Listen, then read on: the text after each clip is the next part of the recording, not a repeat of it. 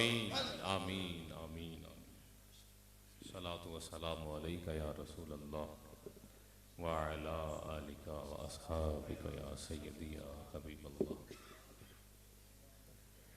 نحمدہ و نصلی و نسلم علی رسولہ الکریم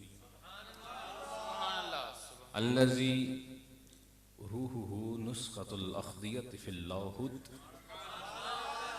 قلبہ خزانۃ الحی الذی لا یموت طاؤس القبریاء وحمام الجبروت جسدہ صورۃ معانی الملک والملکوت الذی هو فلق صبح انوار الوحدانیہ وطلعت شمس اسرار ربانیہ وبہجت القمر حقائق سمدانیہ وطور تجلیت الاحسانیہ وعرشی حضرت الحضرات رحمانیہ ان مولد محمد صلی اللہ علیہ وآلہ وسلم فی سر مستور بسر لیس سر لا يعلم عالم ولا يدرك مدرك ولا يعقل عاقل سبحان ربك رب العزة عما يصفون وسلام على المرسلين والحمد لله رب العالمين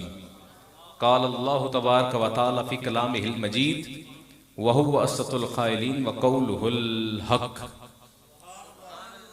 ألا إن أولياء الله لا خوف علیہم ولا هم يحزنون صدق اللہ العظیم ان اللہ وملائکتہ یصلون علی النبی یا ایہا الذین آمنوا صلوا علیہ وسلموا تسلیما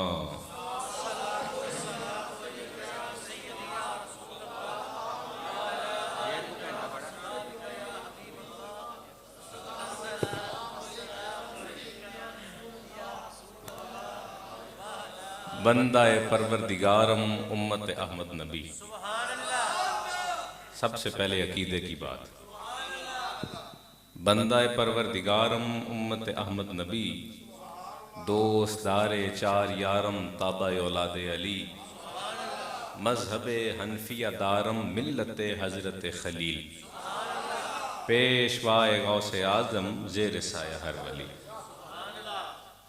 صدیقی صاحب قبلہ نے جو بندے پٹری چاڑے رہے تو انہوں حاضری دا وقت مکمل ہو گیا اور یہ ایسی شخصیت ہے جس طرح وہ کلام پیش کرتے ہیں جس انداز میں ان کو سنتے رہیں تو پھر ہی آپ کو ان کی سمجھ آئے گی کیونکہ ان کا جو ذوق ہے وہ بلند ہے تو ہم چونکہ اب سادے انداز میں اور بہت سے ہم صرف سنتے ہیں آوازیں اور ترنم کو یا صرف جو ٹیون ہے وہی سنتے ہیں بزرگ فرماتے ہیں کہ آپ جب محفل میں بیٹھتے ہیں نا تو نظر دل اور زبان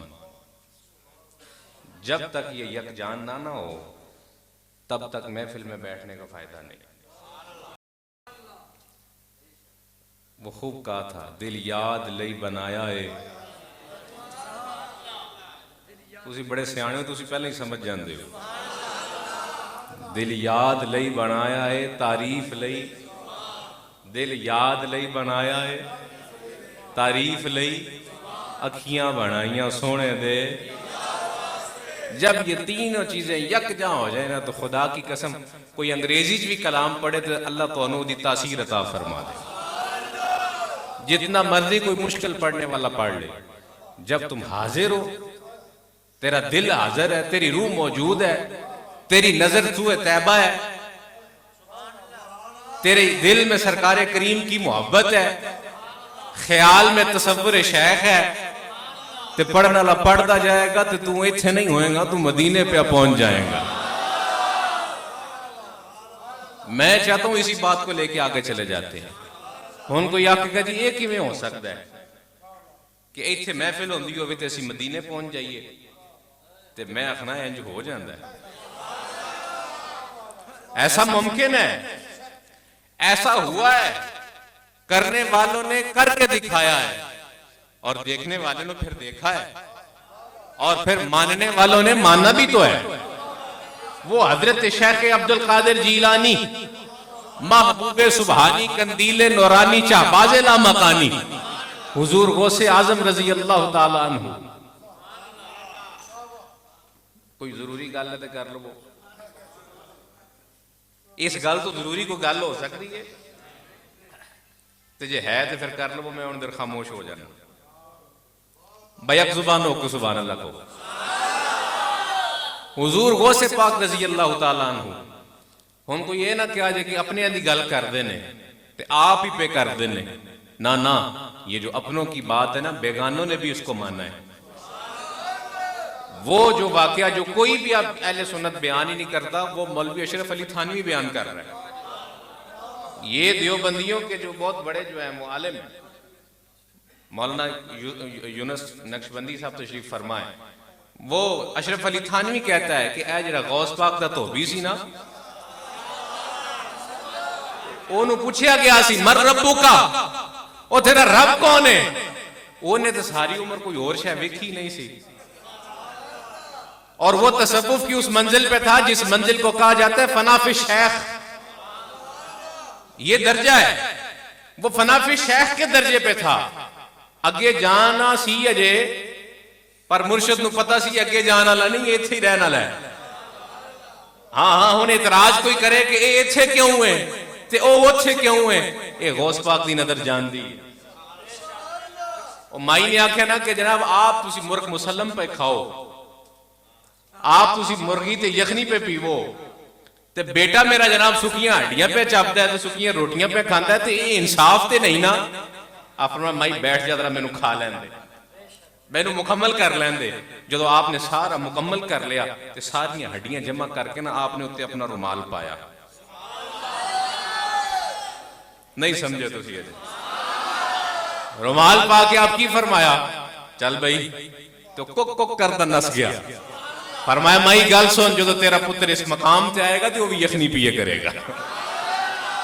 اب یہ مقام کی بات ہے درجہ بدرجہ بات ہے. جو جس درجے پہ ہے وہ اس درجے کا ہے تو اسی لیے اس درجے پہ ہے.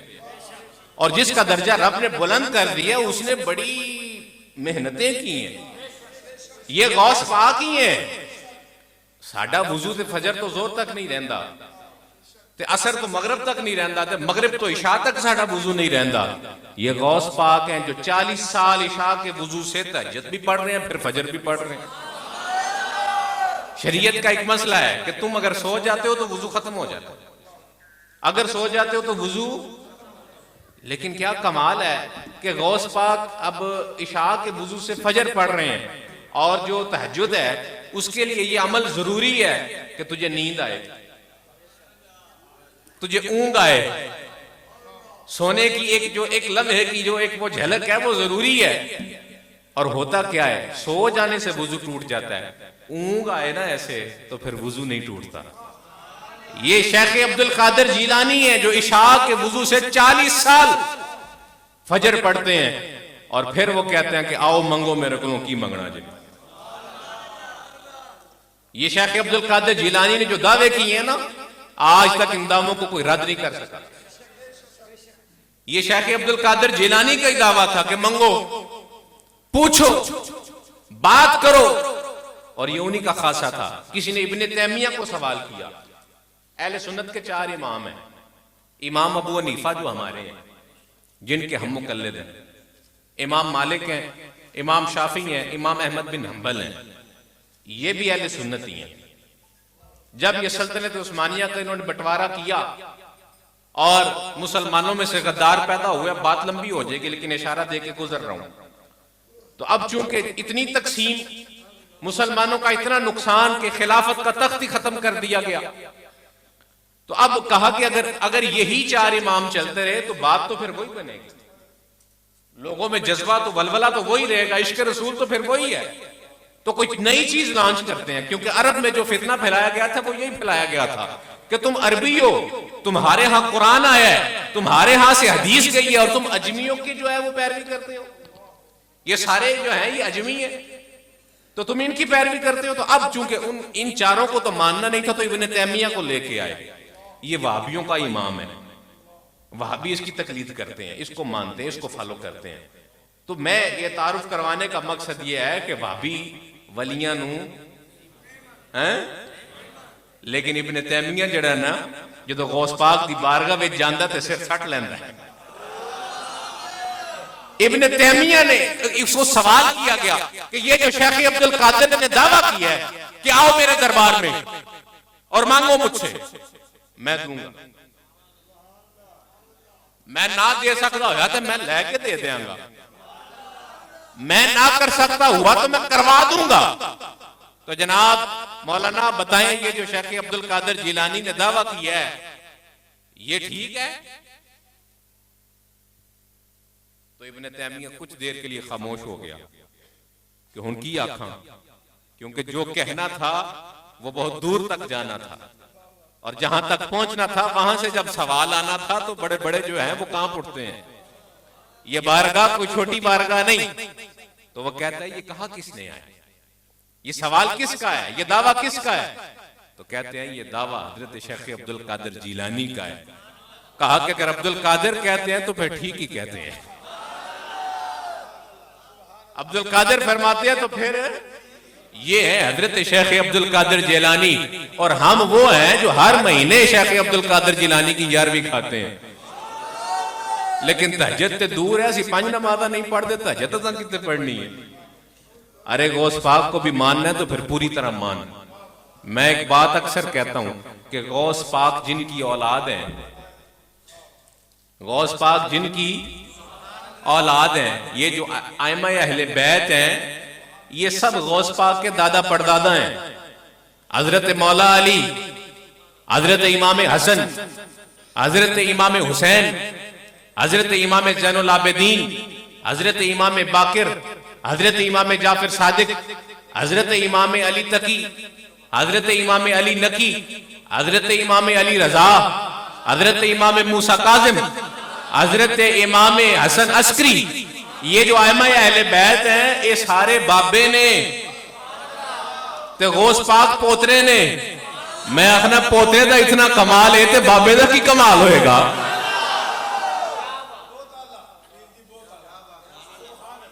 عشق والے ادھر بھی ہیں، عشق والے ادھر بھی ہیں. ہاں عشق والے یہاں بھی ہیں، عشق والے وہاں بھی ہیں. ایک بزم یہاں سجی ہے، ایک بزم وہاں بھی سجی ہے. یہاں ہر کوئی ہے، وہاں کوئی کوئی ہے. یہاں ہر کوئی ہے، وہاں کوئی کوئی ہے. ماجرا کیا ہے، یہ ممکن کیسے ہے؟ ہاں یہ ہو سکتا ہے. کھو کہندے ہیں کتے چلے ہیں؟ کھو تے چلے ہیں. کیوں جی؟ کھو تے چلے ہیں. وہ کھو کدا سی پلا؟ وہ سرکار لاسانی دا کھو سی. حضرت صاحب اپنے کھو تے موجود نے، کھیتی باڑی خود کر دینے اور کچھ دیر آرام کرن واسطے اتھے بیٹھے نہیں تے صوفی محمد دین صاحب بھی آ جاندے.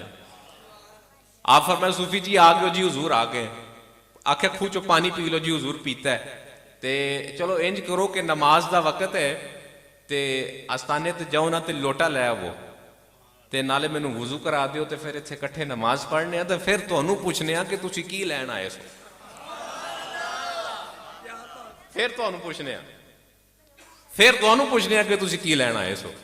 اب یہ صوفی محمد دین صاحب جو ہیں وہ مرشد کے حکم سے آستانے پہ آتے ہیں اور حضرت آپ کی کلی ہوتی تھی، چھوٹا سا حجرہ ہوتا تھا، کچی دیواریں تھی، کچی مٹی کا بنا ہوا. اب وہاں پہ آپ کا جو درباری خادم تھا چودھری عبد الکریم بخش، اب کریم بخش جو ہے وہ دروازے کے آگے کھڑا ہوا ہے.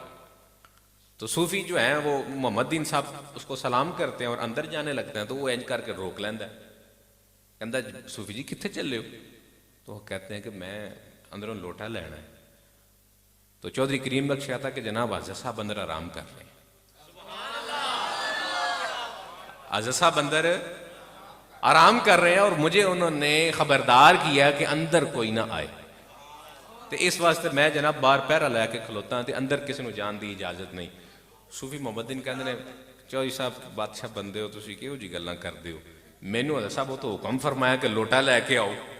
میں لوٹا مصلا لین آیا تے تسی مینوں جناب ڈک دیو پے، مینوں جان دیو اندر پیچھے ہو جو. تے پھر آپس چ پھر ہو جاندے نا معاملات ہو جے. ہویا کی یہ اللہ دی کرنی سی. ہن چودھری کریم بخش بڑا ڈاڈا ہوندا سی، وہ ہمت نہیں سی کہ صوفی محمد دین اندر جا سکتا، لیکن وہ یہ بھی سائیاں دی نظر سی کہ چودھری کریم بخش ہار گیا تو صوفی محمد دین جیت گیا.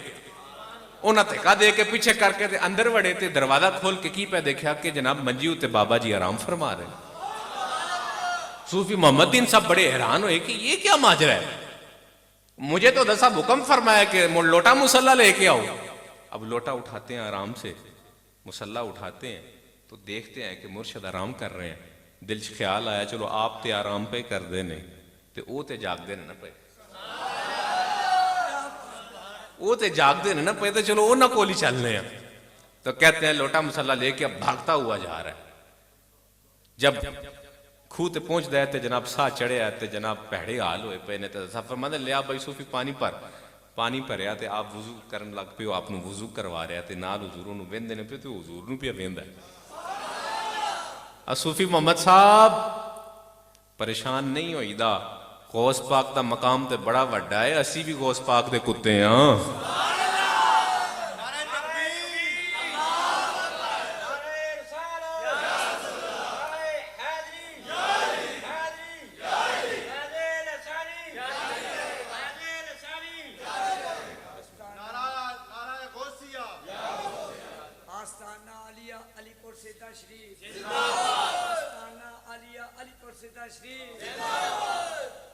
غوث پاک تے بہت بڑے نے، آپ دا مقام تے وراؤل ورائے، اسی بھی غوث پاک دے غلام ہاں تے جو غوث پاک دے غلام انج کر سکتے ہیں تو پھر غوث پاک بھی کر سکتے ہیں۔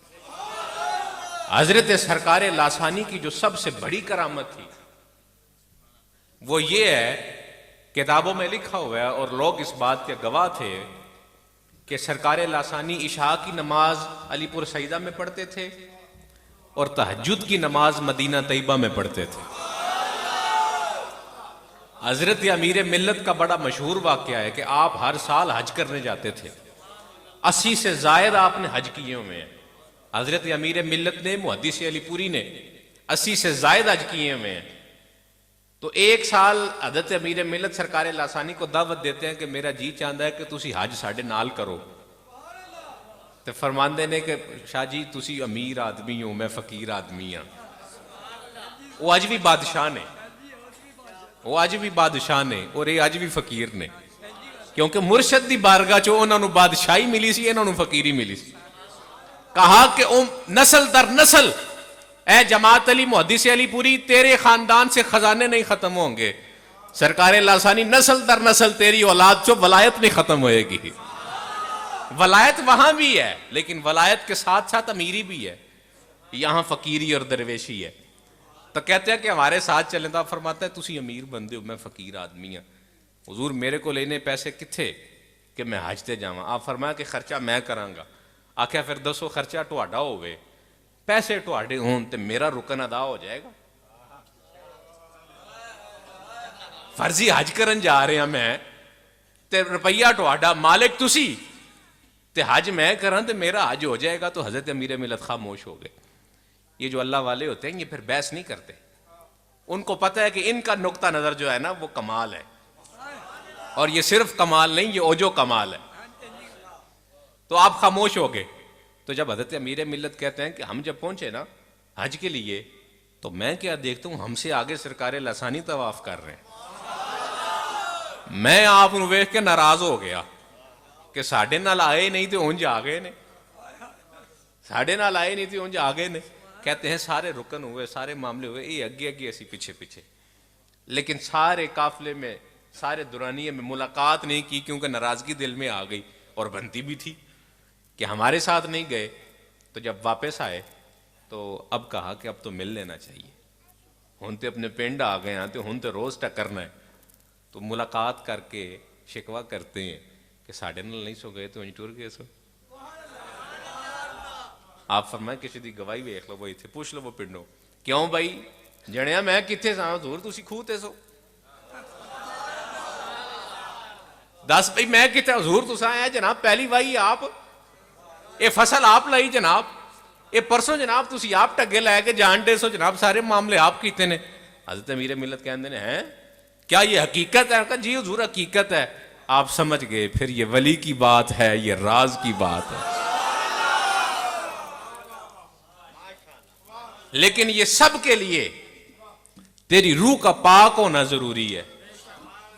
الا ان اولیاء اللہ لا خوف علیہم ولا هم یحزنون، ان کو خوف بھی نہیں ہے اور ان کو حزن بھی نہیں ہے.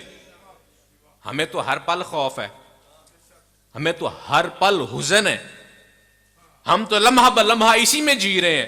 خوف کس بات کا؟ آج دیہڑی مر جانی، آج کاروبار نہیں، آج دکان نہیں چلی، آج پیسے نہیں آئے، آج بچے بیمار ہو گئے، آج میری اپنی کمر درد نکل آئی، آج بوڑھی بیمار ہو گئی، صبح تو لے کے ہوئے آج آٹا مک گیا، کل کی اتنا خوف، اتنا خوف، غریب ہو جان دا خوف، بیمار ہو جان دا خوف، موت دا خوف، لاچاری دا خوف، بے چارگی دا خوف، نہ جانے کدا کدا خوف کہ کدھر میں ماری نہ جاواں، یہ بھی خوف. ہمیں تو ہر لمحہ خوف ہی خوف ہے اور حزن بھی ہے. ہم رہتے ہی وہم میں ہیں بھائی، ہم رہتے ہی وہم میں. آج دکان تے اگے تے 5000 سیل ہوندی ہے تے اج 2500 ہوئی، کسی تویز تے نہیں پاتے. 50,000 مہینہ میں کمانا تے جناب 20 تاریخ نو پیسے مک جاندے نے، یہ کسی تویز تے نہیں پاتے کہ جادو تے نہیں کر دیتا. موٹر سائیکل کے آگے سے کالی بلی گزر گئی، وہ میرے اگوں کالی بلی گزر گئی، میں گھر واپس آ گیا. ہے کہ نہیں ہے؟ ہر وقت جو ہے آج فلانے بندہ مینوں مل گیا سی جناب، وہ دے میں متھے لگا ہوں تے میرے کپڑے پاٹ گئے، پانی دے چھٹے پے گئے جی، اے ہو گیا جی، اتنے پاویں مائی فرش پہ دھوندی ہوے. تو یہ کیا آئی ہمیں؟ حزن، وہم.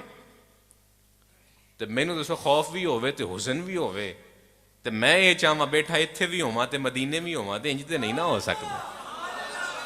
اگر مدینے جانا چاہتا ہے تو خدا کی قسم اس کو صاف کرنا پڑے گا. جب تیرا دل پاک ہو جائے، تیری نظر پاک ہو جائے، تیری زبان پاک ہو جائے، پھر تیری روح پاک ہو جائے گی. روح پاک کرنا تیرا کام ہے، مدینے پاک دا بلاوا بھیجنا پھر سرکار دا کام ہے. اور پھر تینوں بلا بھی لیں گے، پھر تو پہنچ بھی جائے گا. کیوں؟ آتے ہیں وہی جن کو سرکار بلاتے ہیں. یاران محبت اولیاء اللہ کو مانو، صرف زبان سے نہیں، دل سے مانو، اندر سے مانو، پوری طرح مانو، پھر دیکھو تمہیں ملتا کیا ہے. ہم تو لالچ میں جاتے ہیں، ہم تو ہوس میں جاتے ہیں، ہم تو اپنی طلب میں جاتے ہیں، ہم تو اپنے لیے اپنے تمے میں جاتے ہیں، اللہ اور اس کے رسول کی رضا کے لیے تو نہیں جاتے. وہ عبادت جو تمے میں کی جائے، کیا وہ اللہ کی بارگاہ میں قبول ہے؟ مجھے کسی سے فتویٰ لے کے دے دو کہ نماز اگر اس نیت سے پڑھی جائے کہ جنت ملے گی، جنت میں جاؤں گا، تو کیا اس نماز کو نماز ہی کہیں گے؟ نماز اگر اس لیے پڑھی جائے کہ مجھے رزق ملے گا، تو کیا وہ رزق حلال ہی مانا جائے گا؟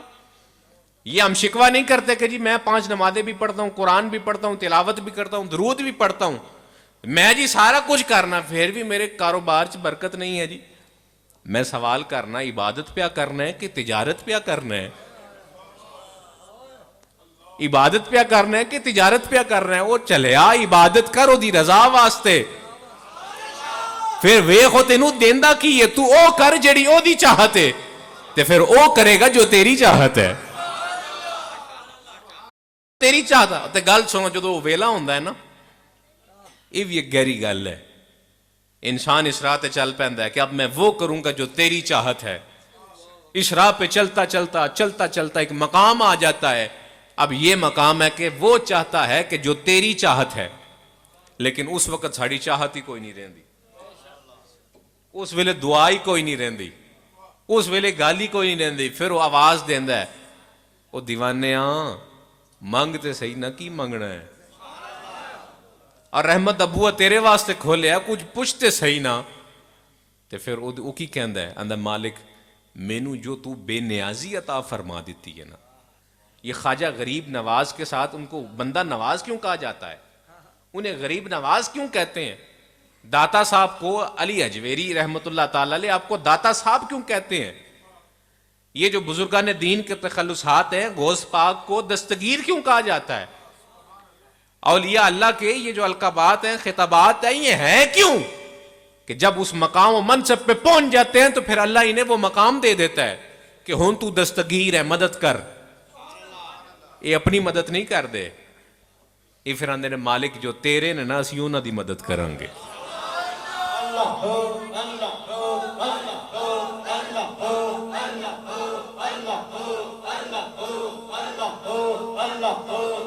آمین۔ اس لیے اپنے دل و زبان اور نگاہ کو پاکیزہ تم کر لو، تیری رستے اللہ آسان فرما دے گا۔ میں یہ بات کہہ کے اور آگے گزرنا چاہتا ہوں، آج جس دور میں ہم گزر رہے ہیں، ہر بندے کے ہاتھ میں اتنا بڑا موبائل ہے، نہ چاہتے ہوئے بھی بہت ساری چیزیں آپ دیکھ لیتے ہیں، اور اگر ارادتاً کھولے تو پھر بہت کچھ نکلتا ہے۔ ہم نے یہ پڑھا تھا، یہ سنا تھا، علماء سے بھی، کتابوں میں بھی لکھا ہے کہ اللہ نے دو راہیں دی ہیں، ایک نیکی کی اور ایک بدی کی۔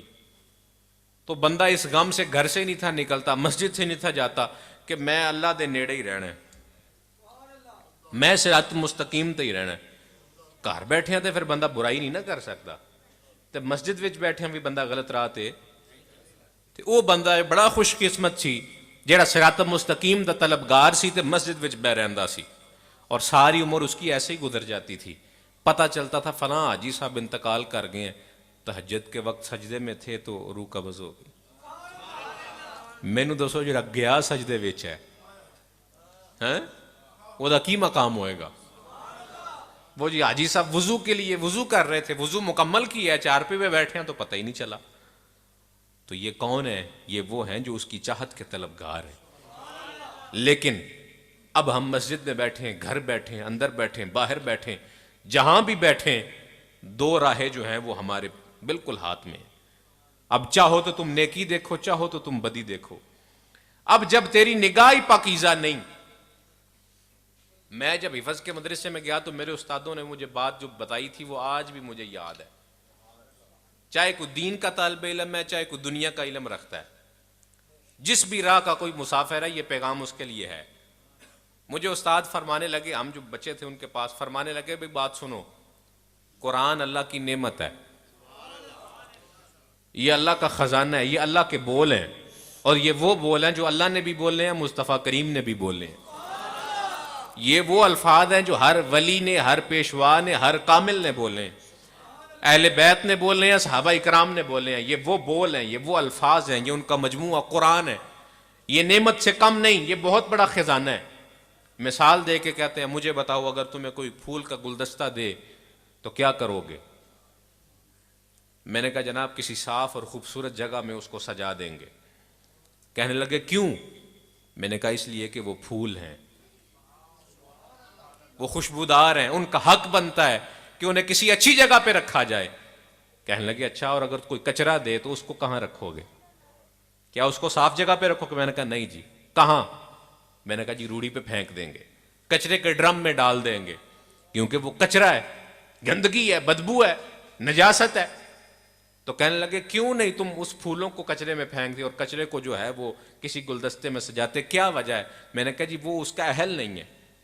تو کہتے ہیں پھر یہی بات ہے، قرآن پھولوں کا گلدستہ ہے، اور اسی جگہ پہ آتا ہے جو سینہ پاک ہوتا ہے، جو سینہ صاف ہوتا ہے۔ اور جو گندگی آ جائے، ناپاکی آ جائے، بے ایمانی آ جائے، بد نظری آ جائے، بد زبانی آ جائے، بد سماعتی آ جائے، یہ تینوں کام اگر ہو جائے تو دل گندا ہو جاتا ہے۔ دل گندا ہو جائے پھر بندہ کہتا ہے جی قرآن بھی بڑا سننا وہاں پر فائدہ نہیں ہوتا، حدیث بھی بڑی سننے پر فائدہ کیسے ہو؟ تیرا دل تو ناپاک ہو گیا ہے۔ دل ناداں تجھے ہوا کیا ہے، آخر اس مرض کی دوا کیا ہے؟ ہم کو ان سے وفا کی ہے امید جو نہیں جانتے وفا کیا ہے۔ ہم نے کن سے وفائیں لگا لی؟ اپنے اندر کچرا ڈال کے ہم کہیں یا رسول اللہ ادرکنی یا رسول اللہ، تو پہلے تو وہ کہیں گے صفائی تے کر لے، پھر مینوں بلائیں، صفائی تے کیتی نہیں تے مینوں پہ بلانا ہے۔ المدد غوث پاک، غوث پاک کیسے مدد کریں؟ ہم کتنا غوث پاک کو مان رہے ہیں، کتنا اس راہ کے مسافر ہیں۔ میں بتاؤں غوث پاک کا مقام اور شان کیا ہے، اور لوگوں نے آپ کو کس طرح ماننا ہے، اس کی مثال میں کوئی آپ کو دے دوں؟ آخری گل ہو گئی تو گل ختم، سبحان اللہ آختے ہو۔ محدث ابن جوزی بہت بڑے محدث گزرے ہیں، علماء جانتے ہیں۔ محدث ابن جوزی رحمۃ اللہ علیہ کے پاس ایک نیا بیچ آیا، نئی کلاس لگی تو آپ نے سب کا تعارف لیا، اور ہر تعارف میں آپ نے اس کے باپ کا نام بھی پوچھا اور اس کے شیخ کا نام بھی پوچھا، اور پھر ساتھ اس کے شیخ کی کرامت بھی پوچھی۔ تو ہر شاگرد جو ہے وہ بتاتا ہے کہ فلاں کا بیٹا ہوں، باپ یہ کام کرتا ہے، فلاں کا مرید ہوں، اور پیر کی یہ شان ہے، ان کی کرامت یہ ہے۔ تو ان شاگردوں میں سے ایک شاگرد ایسا بھی تھا جو غوث پاک کا مرید تھا۔ اب جب اس کی باری آئی تو پوچھا کیا نام ہے، نام بتاتا ہے، والد کا نام بتاتا ہے، والد کا پیشہ بتاتا ہے، اور کہتا ہے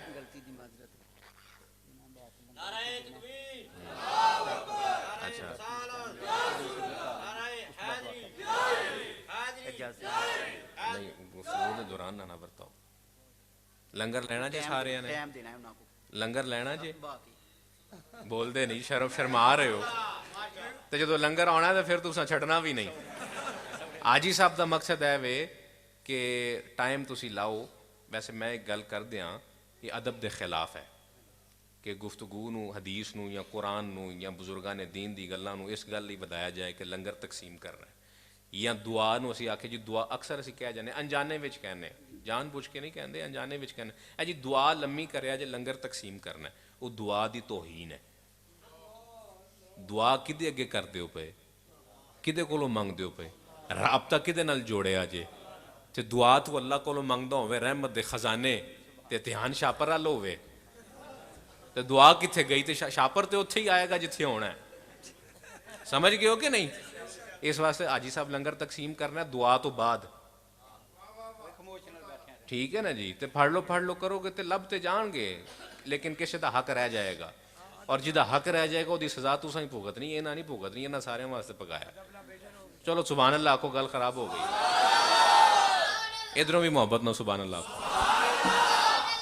اب وہ غوث پاک کا جو مرید تھا اس نے بتایا جی میں شیخ عبد القادر جیلانی غوث پاک کا مرید ہوں۔ تو اب محدث ابن جوزی خبردار ہوئے کہ یہ نام تو بڑا معروف ہے، یہ ہستی تو بڑی مانی جاتی ہے، تو فرماتے ہیں اپنے پیر کی کرامت سنا۔ وہ شاگرد بھی کوئی کامل شاگرد سی، وہ مرید بھی کوئی کامل مرید سی۔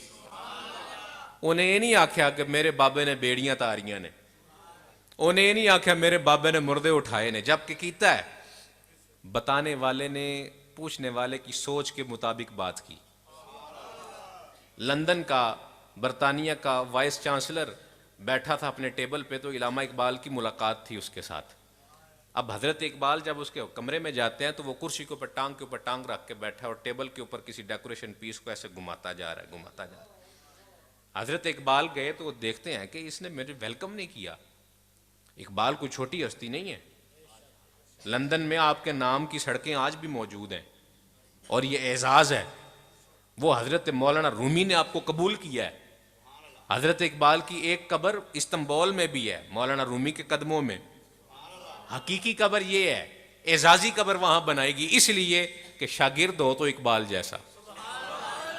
یہ وہ اقبال ہیں کہ جو مجدد پاک کے مزار پہ جاتے ہیں اس لیے کہ یہاں پہ چلا کر کے فیض لوں گا، نیت کی تھی 40 دن بیٹھوں گا، لیکن ابھی آنکھیں بند ہی کی ہیں تو کرم ہو جاتا ہے۔ اقبال 40 دن کیوں بہنا، تیرا وقت بڑا قیمتی ہے، اے لے جو تو لین آیا تے چلا جا، جو کم تو کرنا جا کے کر، تے پھر کیتا کی محمد سے وفاتو نے تو ہم تیرے ہیں۔ یہ جہاں چیز ہے کیا، پھر اقبال کے قلم میں قدرت بولتی ہے۔ یہ اقبال اب گئے تو وہ اٹھا نا، تو اشارہ کرتا ہے کہ بیٹھ جاؤ، تو اب بیٹھ گئے۔ دل میں ملال تو ہے نا، تو وہ پیس ڈیکوریشن کو گھماتا کہتا ہے میں مسلمانوں کی عزت نہیں کرتا، اور کہتا ہے میں ان میں سے کسی کی عزت نہیں کرتا، اور میں آگے نہیں کہنا چاہتا کہیں تم مجھ سے خفا ہو جائے گا، کرنے تو بے ادبی لگا تھا لیکن تھوڑا رک گیا۔ تو آپ خاموش رہے۔ عقل مند اور دانا اور جو زیرک ہوتے ہیں وہ بڑی حکمت سے کام کرتے ہیں، تو آپ خاموش رہے۔ کچھ دیر بعد خود ہی بول کے کہتا ہے، اسی عمل میں ہے، کہتا ہے کہ اقبال کوئی ایسی بات سناؤ کہ میرے دل میں تیرے نبی کی محبت آ جائے، میرے دل میں تیرے نبی کی۔ اب سمجھنے کی یہ بات ہے، جو واعظین ہیں، یہ ملک صاحب، یہ نعت خواں حضرات ہمارے جتنے بھی ہیں جو مقررین ہیں، ان کے لیے یہ بالخصوص بات ہے کہ بات وہ کرو جو سننے والا سمجھ سکے، سامنے والے کی سطح کے مطابق بات کرو، بے ڈھنگی بات نہ کرو کہ وہ تمہاری بات کو جو ہے وہ رد کر دے، ضائع کر دے۔ جبکہ وہ قیمتی ہو بات. تو حضرت اقبال نے یہ نہیں تھا کہا کہ میرے نبی نے معراج کیا ہے، جبکہ یہ حقیقت حق ہے اور سچ ہے، لیکن اس کی تحقیق کے لیے بہت وقت درکار تھا، اور ممکن ہے جو چیزیں اس وقت درکار تھیں وہ اس دور میں موجود ہی نہ ہوں، تو وہ مسئلہ بگڑ جانا تھا. تو حضرت اقبال نے کہا کہ یہ فلاح و بہبود کے علاقے سے، اس محکمے سے اس کا کام ہے کہ یہ علاقے کو دیکھتا ہے، جیسے ہمارے یہاں پہ ہوتے ہیں تو یہ اس کا فیلڈ یہ ہے تو اس کے مطابق بات کرتے ہیں. تو حضرت اقبال نے کہا تھا کہ میرے نبی نے یہ فرمایا ہے کہ جب مدینہ شہر اپنی حدود تک پہنچ جائے گا تو ہم اس کی حدود کو مزید نہیں بڑھائیں گے، نئی جگہ پہ ایک نیا شہر قائم کریں گے. تو اسی یہ گل نہیں سمجھے، لیکن وہ سمجھ گیا سی. اس نے اسی وقت اس ڈیکوریشن پیس کے اوپر ہاتھ مارا اور روک دیا اور کھڑا ہو گیا اور سینے پہ ہاتھ رکھ کے کہتا ہے واقعی یہ محمد نے کہا ہے؟ اور کہنے لگا بالکل یہ محمد نے کہا ہے. کہا اقبال تو نے میرا دل جیت لیا ہے. اب اس کی وجہ کیا تھی؟ پھر یہ وجہ وہ گورا خود بتاتا ہے کہ سرکار کریم نے کیوں کہا کہ مدینہ شہر کو بڑھائیں گے نہیں، نیا شہر بنائیں گے. کیوں کہا؟ تم سیالکوٹی پھاٹک سے لے کے سیالکوٹ بائی پاس اور رندی پور تک چلے جاؤ، کہیں تمہیں کوئی خالی جگہ ملتی ہے؟ کیا نظر آتا ہے؟ آبادی آبادی ہے. اور آبادی میں کیا ہے؟ کچرا ہی کچرا، گند ہی گند. پینے کا پانی ہے تمہارے پاس؟ سانس لینے کے لیے ہوا ہے تمہارے پاس؟ کچرا پھینکنے کے لیے کوئی جگہ ہے؟ گٹر کا پانی ضائع کرنے کے لیے کوئی جگہ ہے؟ کیوں نہیں ہے؟ کیونکہ جگہ تو چھوڑی نہیں. جب جگہ ہی نہیں چھوڑی تو یہ کہاں جائے گا؟ ماحول خراب ہی ہوگا نا. تو سرکار مدینہ نے حکم فرمایا تھا مسلمانوں ہم نے صرف میلاد کی بریانی کھائی ہے، میلاد والے کو پوری طرح مانا نہیں ہے. میلاد والے نبی نے کہا تھا کہ جب شہر اپنی حدوں تک آ جائے گا تو یہ شہر مکمل کر دیں گے، بس نیا شہر بنائیں گے 10-20 کلومیٹر ہٹ کے. اب وہ جو اس اور اس شہر میں جو 10-20 کلومیٹر کا وقفہ ہوگا، جب بارش پڑے گی خالی جگہ پہ تو پانی زمین میں جائے گا اور وہ پانی کنووں سے صاف ہو کے نکلے گا. آبادی کی جو آلودہ فضا ہے جب وہ کھلی جگہ سے گزرے گی، ہریالی میں سے گزرے گی تو پاکیزہ ہو جائے گی، صاف اور شفاف ہو جائے گی اور تازی ہو جائے گی، اور جب اگلی بستی تک پہنچے گی تو خوشبودار ہوگی.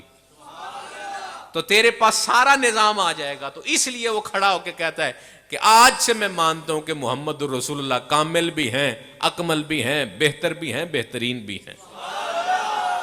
تو محدث ابن جوزی چونکہ بہت بڑے محدث تھے تو شاگرد نے ان کے ذہنی سطح کے مطابق بات کی. کہا اپنے پیر کی کرامت سنا. تو کہتے ہیں حضور میرے پیر کی کرامت یہ ہے کہ میرا پیر درس قرآن دیتا ہے. علماء اس پیر کی بڑی عزت کرتے ہیں جو پیر درس قرآن دیتا ہو، جبکہ میں کہتا ہوں جس کو اس کے شیخ نے چن لیا، اس کے سر پہ اعتماد کا امامہ رکھ دیا، تو میرے خیال سے اس سے آگے اور کوئی بات نہیں ہونی چاہیے. لیکن ہر بندہ اپنی جو فیلڈ ہے اس کے مطابق سامنے والے کو پرکھتا ہے اور اس کی عزت زیادہ کرتا ہے. استاد کی عزت زیادہ کرتا ہے، وابڈا والے وابڈا والوں کی زیادہ عزت کرتے ہیں. کیوں؟ کیونکہ محکمہ ایک ہے نا. تو اب جب مرید نے کہا کہ جناب میرا پیر درس قرآن دیتا ہے، تو وہ کہتے ہیں ہاں اچھا، درس قرآن تو علماء کا کام ہے، تو پیر صاحب بھی درس قرآن دیتے؟ کہا جی بالکل دیتے ہیں. اور کہا جی وہ بڑا عالیشان درس قرآن دیتے ہیں. تو محدث ابن جوزی کہتے ہیں کہ پیر اور درس قرآن یہ تو کمال لوگ ہیں، پھر یار میری ان سے ملاقات کرواؤ. تو وہ شاگرد کہتا ہے کہ حضور 11ویں والے دن میرے پیر جو ہیں وہ لنگر لگاتے ہیں، محفل سجاتے ہیں، لوگ وہاں پہ آتے ہیں، پھر آپ درس قرآن دیتے ہیں اور دعا ہوتی ہے. محدث ابن جوزی تیار ہو گئے کہ 11ویں والے دن ہم نے غوث پاک کی بارگاہ میں جانا. اب غوث پاک کا دربار سجا ہے. محدث ابن جوزی کہتے ہیں کہ میں بڑا تیار ہو کے نکلا کہ ایک بہت بڑے شیخ کی بارگاہ میں جا رہے ہیں، اور کہیں میرے کپڑوں کو دیکھ کے وہ یہ نہ کہیں کہ یہ کپڑے ماٹھے نے تے اپنے والوں بڑے تگڑے کپڑے پا کے گئے، بڑے سونے تھے، عالی شان، خوبصورت امامہ سجایا، خوبصورت لباس پہنا. لیکن جب غوث پاک کی بارگاہ میں حاضر ہوتے ہیں تو دیکھتے ہیں کہ جو آپ کے نالین ہیں وہ بڑے کمال ہیں. جو غوث پاک نے جبہ پہنا ہوا ہے اس کی مثال ہی نہیں ہے. وہ تو بادشاہ بھی آپ کے جبوں کو دیکھ کے حیران ہو جاتے کہ بادشاہ تے اسی ہیں تے لباس غوث پاک نے سونا پایا ہے. آکھیا تسی دنیا دے بادشاہ ہو، میں محمد دا فقیر ہاں. اب وہ جو لباس والا فخر تھا وہ تو گیا. تو اتنے لوگ ہیں کہ 70,000 کے قریب مجمع ہیں. تو کہا آگے جانا تو بہت مشکل تھا, پیچھے ہی بیٹھ گئے ہم. اب غوث پاک نے جب مجلس مکمل ہو گئی, مرید کو حکم دیا کہ قرآن لے کے آؤ. تو وہ قرآن لے کے آیا, فرمایا کہ تلاوت کرو. تو اس نے 1 2 یا 3 آیات مبارک کی تلاوت کی. اب جس طرح بابا جی نے اشارہ فرمایا نا کہ بس کرو, تو وہ بس کر دیا. تو آپ نے اشارہ فرمایا کہ بس کرو. اس نے وہ 3 آیتیں پڑھ کے قرآن کو بند کیا اور واپس رکھ دیا. فرمایا بیٹھ جاؤ. اب آپ نے بات شروع کی کہ بھائی قرآن کی آیتیں پڑھی ہیں اس نے, میں اس کا ترجمہ اور تفسیر کرنے لگا ہوں. اب جب تفسیر کی بات آئی تو محدث ابن جوزی خبردار ہے, شاگرد ساتھ بیٹھا ہوا ہے. تو آپ نے اس ایک آیت کی پہلی تفسیر کی. تو شاگرد پوچھتا ہے کہ استاد جی آؤندی جے, آؤندی جے؟ استاد کہتے ہیں ہاں جی آؤندی. فرماتے ہیں کہ اب میں دوسری تفسیر بیان کرنے لگا ہوں. غوث پاک درس قرآن دے رہے ہیں, پہلی آیت کی پہلی تفسیر پھر دوسری. شاگرد استاد کو دیکھتا, استاد جی آؤندی جے؟ استاد سر ہلاتے ہیں آتی ہے. حضور فرماتے ہیں میں تیسری تفسیر بیان کرنے لگا ہوں. شاگرد دیکھتا ہے استاد کو, استاد کہتے ہیں آتی ہے. چوتھی, پانچویں, چھٹی, ساتویں, 10 تفسیر ایک آیت کی آپ نے بیان کی. شاگرد استاد کو دیکھتا ہے, استاد کہتے ہیں مجھے آتی ہے. اب 11 12 13 14 کوئی 2 تفسیر کتابیں پڑھ لے نا تفسیر کی, تو وہ کہتا ہے کہ میں بہت بڑا ہو گیا ہوں. اب یہ غوث پاک ہے جو ایک آیت کی 14 تفسیریں کر رہے ہیں. اب جب 14 ہو گئیں تو شاگرد نے استاد سے پوچھا استاد جی آؤندی جے؟ تو فرماتے ہیں آؤندی ہے. اب جب 15ویں تفسیر حضور غوث پاک بیان کرنے لگے, یہ کہنے میں ایسا ہی ہے جیسے میں نے یہ کہہ دیا, لیکن حقیقت میں اس کے لیے بڑا وقت درکار تھا. اب جب 15ویں تفسیر بیان کرنے لگے تو غوث پاک فرماتے ہیں ممکن ہے کہ اب جو میں کہنے لگا ہوں یہ کسی کو نہ آتا ہو. اب جو میں کہنے لگا ہوں یہ ممکن ہے یہ سبق کسی کو نہ یاد ہو. تو اب جب 15ویں تفسیر حضور سیدنا غوث اعظم رضی اللہ تعالیٰ عنہ نے بیان کی تو شاگرد استاد سے پوچھتا استاد جی آؤندی جے؟ استاد نے نہیں, مینوں نہیں آؤندی. اے میں پہلی باری سنی ہے تے غوث پاک دے منہ سنی. فرمایا رکو ابھی ٹھہرنا نہیں, آگے جانا ہے. 16ویں 17ویں 18ویں 19ویں اور 20 تفاسیریں بیان کی. استاد کہتے ہیں یہ جو اب شیخ عبد القادر جیلانی جو بیان کر رہے ہیں یہ مجھے نہیں آتا. ایک آیت کی آپ نے 34 تفاسیریں بیان کی. سبحان اللہ, گھاٹا کیجئے. کتنی کی؟ کتنے بڑے عالم ہوں گے وہ, کتنے زیادہ علم والے ہوں گے وہ. اب جب 34 تفاسیریں بیان کی, محدث ابن جوزی کہتے ہیں میں تو بس پھر گرویدہ ہو گیا تھا نا کہ یہ تو بہت بڑی ہستی ہیں, میں تو ان کے بارے میں جو سوچتا اور جو خیال کرتا رہا یہ تو اس سے کئی گنا آگے ہیں, یہ تو میری پہنچ سے بہت اوپر کی بات ہے. ایک آیت کی 34 تفسیریں کرنا اور کہتے ہیں کہ سنو بھائی یہ تو تھی کال کی بات, یہ تو تھی وہیں آپ کو لے کے جا رہا ہوں جہاں سے بات شروع کی ہے. اب حال کی بات کرتے ہیں جو یہاں بھی ہے جو وہاں بھی ہے. یہ تو تھی کال کی بات, اب حال کی بات کرتے ہیں. تو کہتے ہیں غوث پاک نے ضرب لگائی لا الہ الا اللہ, کہتے ہیں ضرب لگانے کی دیر تھی, مجمع پہ وجد طاری ہو گیا, لوگ الٹ پلٹ گئے. محدث ابن جوزی کہتے ہیں میں تو پہلی بار آیا تھا, لیکن ہوا کیا کہ میں بھی اپنے آپ کو قابو میں نہیں رکھ پایا, جو کپڑے پہن کے آیا تھا میں نے پھاڑ دیے. اتنا وجد آیا, 70,000 کا مجمع, 70 جنازے اٹھتے ہیں. یہ کال کی بات کی اور یہ حال کی بات کر رہے ہیں. آج صرف کال والے ہیں, حال والے تو گئے. حال کی طرف توجہ ہی نہیں, اپنے حال نہیں اسی ویندے, لوکاں دے حال وینے ہون. فلانا پہ کی کردا ہے, وہ چنگیا اپنے حال نو ویخ, تیرا حال چنگا ہو گیا تے تینوں سارے ہی چنگے لگن گے. کہتے ہیں کہ جب وجد آیا تو کپڑے پھاڑ دیے, 70 جنازے اٹھتے ہیں. یہ کس کی بارگاہ ہے؟ یہ پیروں کے پیر کی بارگاہ ہے, یہ غوث پاک کی بارگاہ ہے. فرماتے ہیں کہ میں ایک دفعہ بغداد شہر سے باہر نکلا اور جب میں واپس آ رہا تھا تو کیا دیکھتا ہوں، ایک شخص بڑا ضعیف ہے، بہت بوڑھا ہے، بڑا لاغر ہے، چلا ہی نہیں جا رہا. تو میں نے کہا کہ اس کو سہارا دیتا ہوں، اس کی تھوڑی مدد کر لیتا ہوں، اکیلا جا رہا ہے. تو کہتے ہیں میں جلدی سے آگے بڑھا اور میں نے اس کے کندھے کے نیچے اپنے کندھے کو دیا اور اٹھا لیا اسے. کہا بابا جی آؤ میں تجھے سہارا دیتا ہوں. کہتے ہیں وہ میرے ساتھ چلنے لگا تو چلتے چلتے اس کی قدموں کی جو چال ہے وہ بڑھنے لگی. وہ جو اس کی بیماری تھی، جو علالت تھی، وہ ختم ہونے لگی. اب وہ اتنا تیز ہو گیا کہ وہ مجھ سے بھی آگے چلا گیا، پھر اتنا تیز چلا کہ مجھ سے بہت دور جا رہا ہے. تو میں نے پوچھا ہے جانے والے تو کون ہے کہ پہلے تجھ سے چلا نہیں تھا جا رہا، اب تو اتنا تیز ہو گیا کہ مجھے بھی پیچھے چھوڑ گیا. تو پیچھے مڑ کے کہتا ہے کہ میں دین اسلام ہوں، میں دین اسلام ہوں. عبد القادر جیلانی، اللہ نے تیرے ذریعے مجھے سہارا دیا اور میں اب پھر جوان ہو گیا ہوں. ارے غوث پاک تو چلے گئے لیکن غوث پاک اب بھی ہیں، غوث پاک کا نام بھی ہے، غوث پاک کا کام بھی ہے، ان کی تعلیمات بھی موجود ہیں، ہر شے ان کی موجود ہے. لیکن مسئلہ صرف اتنا ہے کہ اب لینے والے نہیں، وصول کرنے والے نہیں رہے. اللہ کریم کی بارگاہ میں دعا اور التجا ہے کہ بہت کچھ کہہ دیا ہے تو اللہ ان بہت کچھ کو اپنی بارگاہ میں قبول فرما لے اور جو سنا ہے اس پہ عمل کی توفیق عطا فرمائے. اہل حاضرین نے حلقہ سیالکوٹ بائی پاس، انہوں نے دوستوں نے مل کے بڑی خوبصورت محفل سجائی، بڑی محنت کی، کوشش اور کاوش کی، اور جن جن احباب نے ان کے ساتھ معاونت کی اللہ ہر ایک کو اجر کثیر، اجر عظیم عطا فرمائے.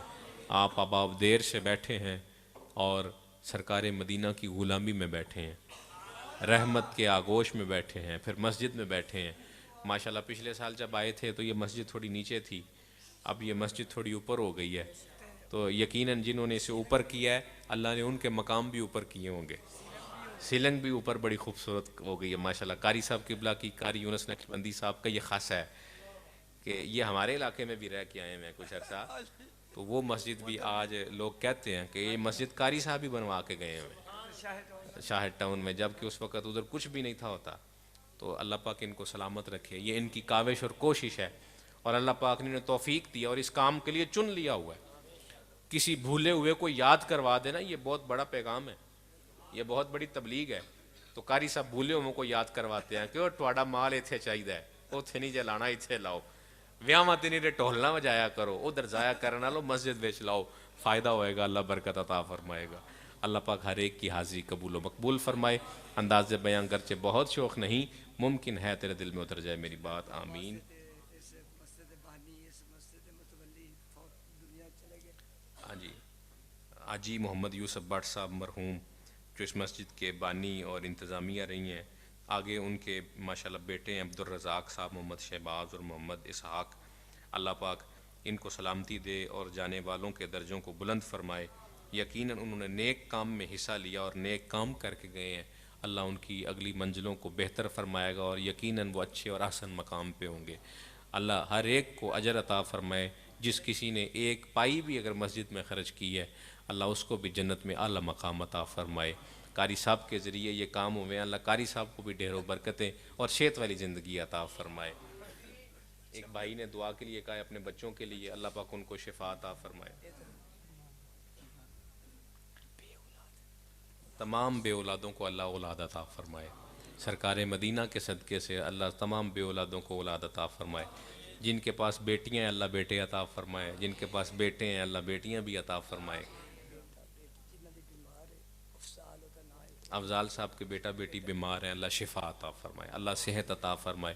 یہ حضور کے ذکر کی برکت سے اللہ شفا دے.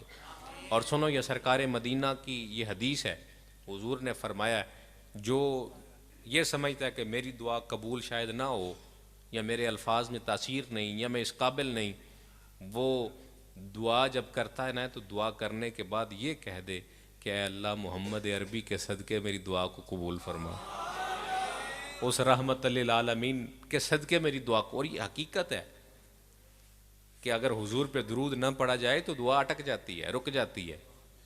تو اس یقین سے دعا مانگا کرو. ارے مانگنے والے تو پتھروں سے مانگتے ہیں. بد عقیدہ جو لوگ ہیں، جو بد مذہب ہیں، ان کی نظریات تو دیکھو اور آج تک اس پہ ڈٹے ہوئے ہیں.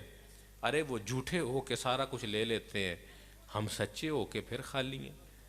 بات کیا ہے کہ ہمارا دل اس طرح کا نہیں. اس دل میں صداقت لانی پڑے گی. جب تو نماز پڑھتا ہے تو تیرا یہ تخیل ہو کہ تو اللہ کے حضور حاضر ہے, اللہ تجھے دیکھ رہا ہے. نماز اسی جناب دکاناں پہ کھولنے ہونے ہیں, گلے پہ سنبھال دے ہونے ہیں, بالاں دی دعائیاں پئیاں ان میں دسو اسی نماز پہ پڑھنے ہیں. یارو اس چیز پہ بڑا قابو کرو, مشق کیا کرو, اپنے خیالات کو روکا کرو.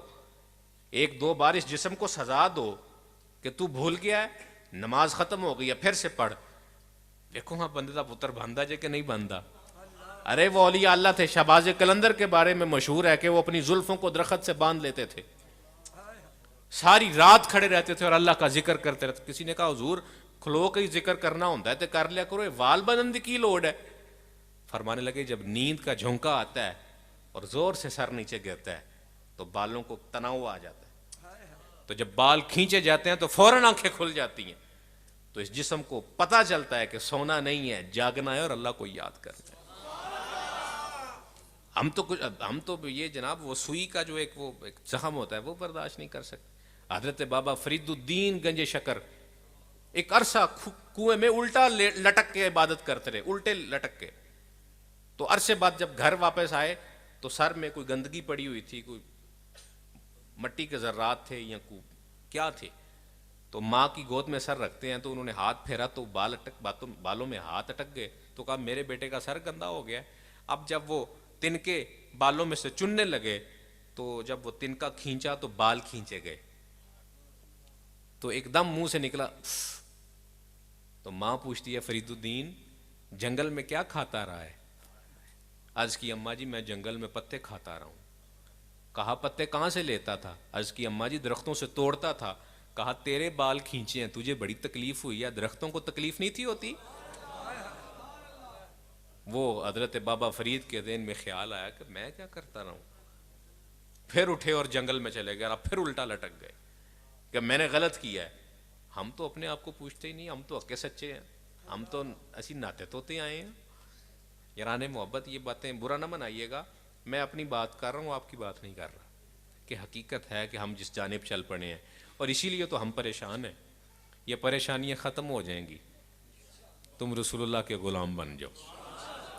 کسی کو تکلیف تم نہ دو, تمہیں کوئی تکلیف نہیں دے گا.